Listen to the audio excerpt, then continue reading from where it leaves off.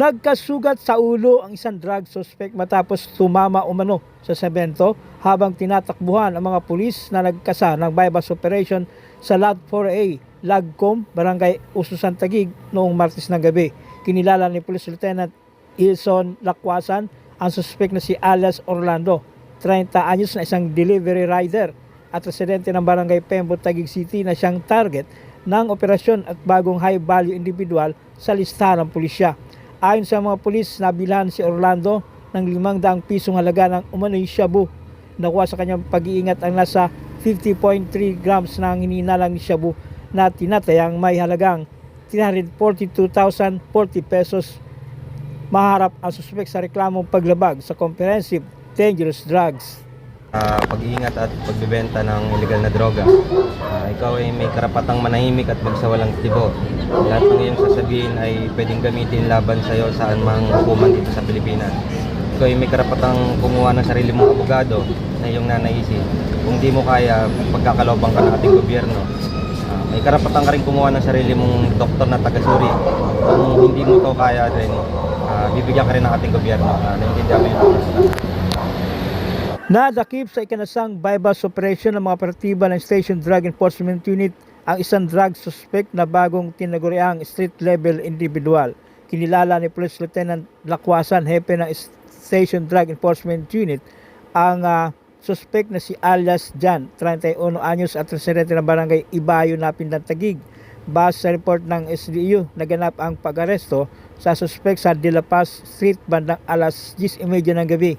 Sa ikanasang bypass operation ay nakakumpiska sa suspect ang 15.8 grams ng pinaghihinalaang shabu na nagkakalaga ng 107,440 pesos, isang color gray coin purse at bypass money. Maharap sa paglabag sa sections 5 at 11 ng Article 2 ng Republic Act 9165 o Comprehensive Dangerous Drugs ang suspect.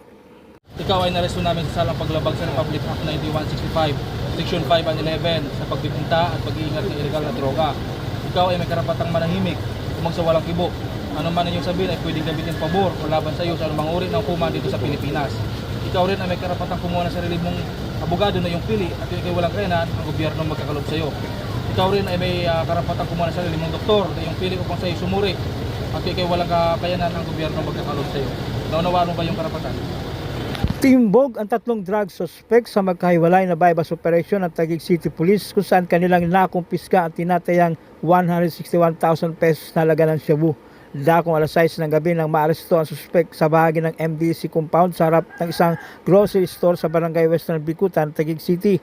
Kinilala ni Police Lieutenant Lacwasan ang suspect sa alias na JR, 32 anyos, residente ng Barangay South Signal, Taguig at bagong street level individual sa listahan ng pulisya.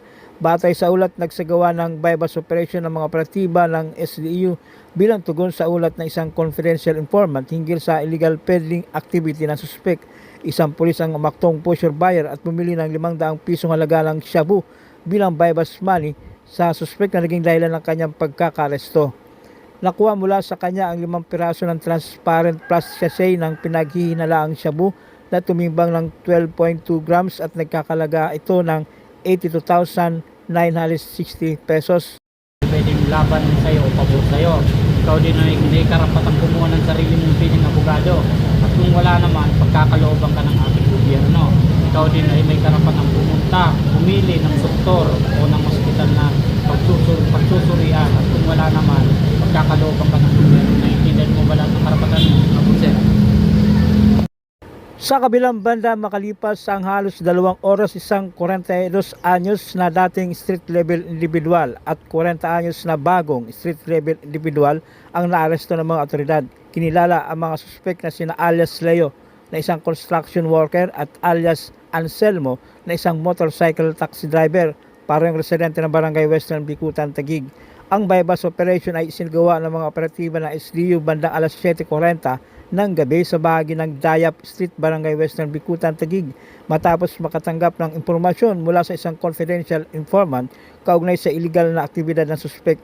Isang pulis ang nagsilbing pusher buyer at bumili ng shabu sa suspect. Sa binigay na pre-arranged signal ay inaresto sila ng mga operatiba na kumpiska sa kanilang possession ang 5 heat-sealed transparent plastic sachet ng hininalang shabu na tumimbang ng 11.6 grams at nagkakalaga ito ng 78,880 pesos at bypass money. Kinasuhan ng mga suspek sa paglabag sa sections 5 and 11 ng Article 2 ng RA 9165 o ang Comprehensive Dangerous Drugs. Naaresto ko sa salang pagbebenta at pag-iingat ay pinagbabawal na droga. May karapatan kayong manahimik at magpasawalang kibo anuman yung sabihin, maring gamiting pabor o laban sa inyo sa anumang hukuman. May karapatan din yung kumuha ng sarili yung abogado yung pili at kung ito hindi nyo kaya ang ating gobyerno magala nito para sa inyo.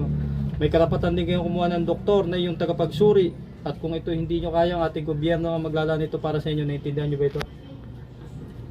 Tiklo ang isang babae at miyembro ng LGBTQ sa ikanasang bypass operation ng mga tauhan ng Station Drug Enforcement Unit ng Taguig City Police sa Barangay Upper Bicutan, Taguig. Kinilala ni Police Lieutenant Lakwasan, hepe ng SDEU, ang mga suspect na sina alias Daria, 35 anyos, residente ng Barangay Central Bicutan, Taguig, dating street level individual, at alias Mark, 26 anyos, residente ng Barangay Upper Bicutan, bagong street level individual sa listahan ng pulisya.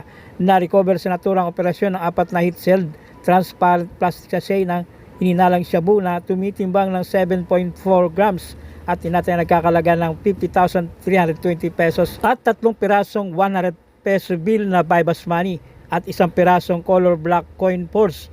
Kinasuhan ng mga suspek ng paglabag sa RA 9165 o Comprehensive Dangerous Drugs. Kami ang Station Drug Enforcement Unit ng Taguig City Police Station. Kayo ay aming hinuhuli sa paglabag ng Section 5 at 11 ng Article 9 labag sa batas. Kayo ay may karapatang manahimik kung magsawalang kibo. Ano man ang iyong sasabihin ay maaaring maging pabor o laban sa inyo sa anumang hukuman dito sa ating bansa. Kayo rin ay may karapatang kumuha ng sarili niyong abogado o tagapagtanggol na inyong naisin. Kung wala kayong kakayahan, ang gobyerno ang siyang magkakalob sa inyo ito. Kayo rin ay may karapatang kumuha ng sarili niyong doktor na tagapagsuri na inyong naisin. At kung wala rin kayong kakayahan, ang gobyerno pa rin ang siyang magkakalob sa inyo nito. Naiintindihan niyo ba yung mga karapatan? O dire-diretso naman ang ano natin, kaya yung mga gumagawa ng illegal activities dito sa Taguig, particularly itong illegal drugs, makalusot man kayo o sa susunod na gawing nagawa nyo, baka hindi na. Unti-unti mahagip din namin kayo. Kami at ang Southern Police District natin, mahagip namin kayo. Kaya tigilan nyo na yan. Walang mabuting patutunguhan yung mga illegal na bagay na ginagawa nyo.